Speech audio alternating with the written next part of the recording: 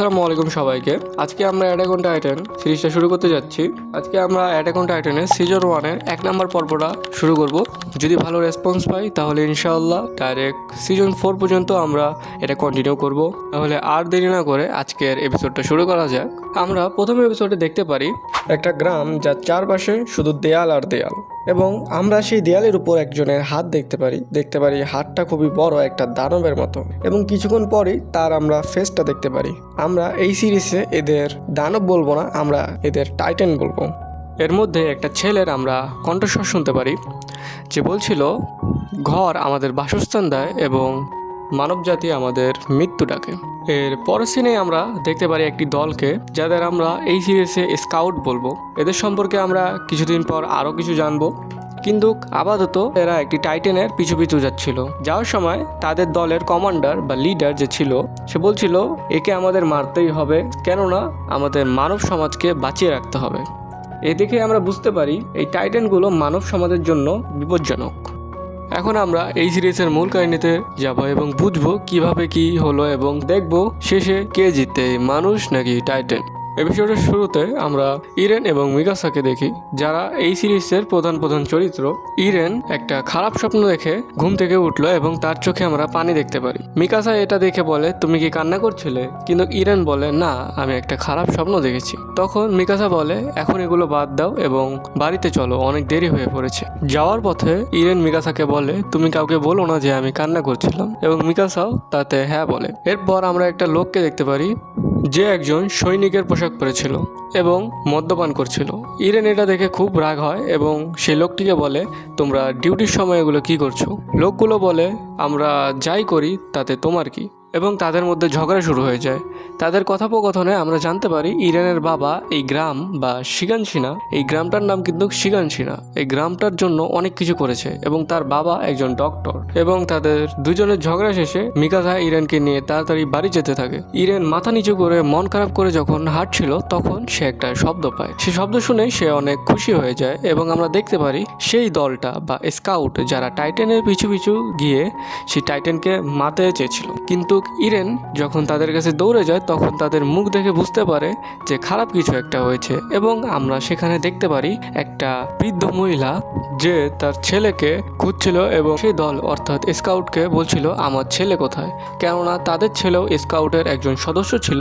তখন সেই দলের কমান্ডার বা লিডার একটি কাপড়ের টুকরো সেই বৃদ্ধা মহিলার হাতে দিয়ে বলে, আপনার ছেলের এই অংশটুকুই আমরা আনতে পেরেছি, আমাদের হাতে করার কিছু ছিল না। তখন বৃদ্ধা মহিলা সেই কাপড়টা খুলে দেখতে পায় তার ছেলের শুধুমাত্র একটি হাত তারা নিয়ে আসতে পেরেছে, এবং বৃদ্ধা মহিলা সেখানে কান্না করা শুরু করে। সে কান্না করতে করতে বলে, আপনারা বলুন যে আমার ছেলে এই পুরো পৃথিবীর জন্য কিছু একটা হলেও করে গিয়েছে, তার জন্য অনেকের জীবন বেঁচে গেছে। কিন্তু আমাদের স্কাউটের লিডার বা কমান্ডার বলে, আসলে সত্যি বলতে আমরা এবারও ব্যর্থ হয়েছি, আপনার ছেলে এই পুরো পৃথিবীর কোনো কাজেও লাগেনি, তার জীবনও বৃথা গেছে।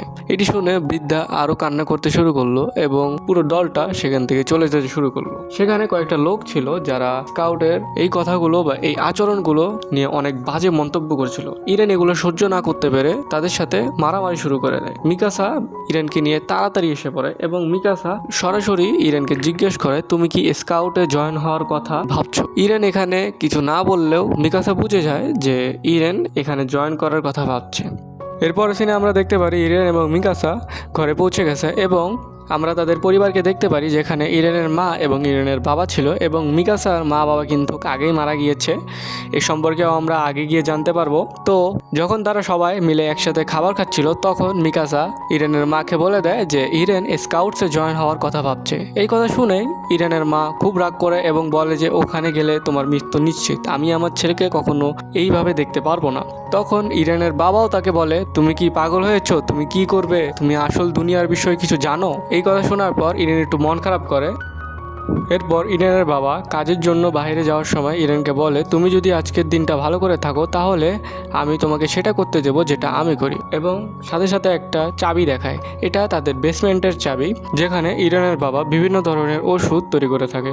সেখানে ইরেনের যাওয়ার খুব ইচ্ছা থাকার পরেও ইরেনকে সেখানে যেতে দেওয়া হয় না, এবং তাই তার বাবা যাওয়ার সময় তাকে বলে যায়, আমি তোমাকে সেখানে নিয়ে যাব। এটা শুনে ইরেন খুব খুশি হয়ে যায়, এবং ইরেনের বাবা যাওয়ার পর ইরেনের মা আবার বলে, তুমি স্কাউটে কখনো কখনোই জয় নিতে পারবে না। ইরেন তখন তার মাকে বলে লুকিয়ে মরার থেকে যুদ্ধ করে মরা ভালো।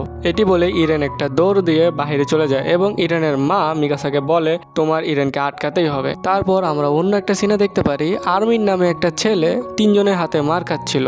তখনই ইরেন এবং মিকাসা দৌড়ে আসে এবং আরমিনকে বাঁচিয়ে ফেলে। তারপরের সিনে ইরেন যখন আরমিনকে জিজ্ঞেস করছিল যে কেন তারা তোমাকে মারছিল, তখন আরমিন বলে আমি দেয়ালের বাহিরের কথা তাদের বলছিলাম, তারা এটা বিশ্বাস করেনি, এজন্য আমাকে মারা শুরু করে ফেলেছে। ইরেন এবং আরমিন স্কাউটসের বিষয়ে কথা বলতে থাকে এবং মিকাসা বলে তোমরা ধীরে ধীরে কথা বলো যেন কেউ না শুনতে পায়। আর তখনই আমরা একটা অবাক করার মতো একটা দৃশ্য দেখতে পারি, যেখানে 100 বছর থেকে যে দেয়ালটাকে কেউ বিন্দু পরিমাণও হিলাতে পারেনি সেখানে আমরা একটা টাইটেনকে দেখতে পারি এবং এই টাইটেনই সেই টাইটেন যাকে আমরা প্রথমে দেখেছিলাম। আমরা আরও দেখতে পারি টাইটেনের শক্তিতে সবকিছু হিলতে শুরু করছে এবং গ্রামের লোকেরা ভয়ে বাড়ি থেকে বেরিয়ে পালাতে শুরু করছে। তখন ইরেন, মিকাসা এবং আরমিন কি হয়েছে দেখার জন্য বাইরে গেলেই দেখতে পারে 60 ফুট লম্বা একটা টাইটেন। ইরেন পুরো ভয় পেয়ে অবাক হয়ে তাকিয়ে থাকে যে 50 ফিট দেয়াল, যেখানে 50 ফিট দেয়ালেরও বেশি বড় টাইটেনকে দেখে। টাইটেনটার বেশি দেরি হয় না পুরো দেয়ালটা ভেঙে ভিতরে ঢুকে আসতে এবং আমরা দেখি সেই 60 ফিট টাইটেনটার পিছনে আরও হাজার হাজার টাইটেন তাদের শিগানশিনা বা তাদের গ্রামে আক্রমণ করার জন্য আসছে। এটি দেখে গ্রামের সকল লোক পালিয়ে যাচ্ছে। ইরেন এবং মিকাসা পাগলের মতো দৌড়িয়ে ইরেন এবং মিকাসা দেখে তাদের সম্পূর্ণ বাড়িটি ভেঙে গেছে এবং সেই বাড়ির নিচে, সেই ভাঙা স্তূপের নিচে তার মা চাপা পড়ে গিয়েছে। এটি দেখে ইরেন এবং মিকাসা সেই বাড়িটা তারা দুজন মিলেই তুলতে যায়, কিন্তু তাদের সাধ্যে এটা কুলায় না। এবং তখন আমরা সেই পুলিশ অফিসারটাকেই দেখতে পাই যে প্রথমে মদ্যপান করছিল। সে বলছিল আমি একজন সোলজার, আমার কর্তব্য তোমাদের জীবন রক্ষা করা, আমি সেই টাইটেনটাকে মেরে তোমাদের সকলকে বাঁচাবো। এরই মধ্যে আরেকটা টাইটেন ইরেন, মিকাসা এবং ইরেনের মার উপর আক্রমণ করে দিয়েছিল।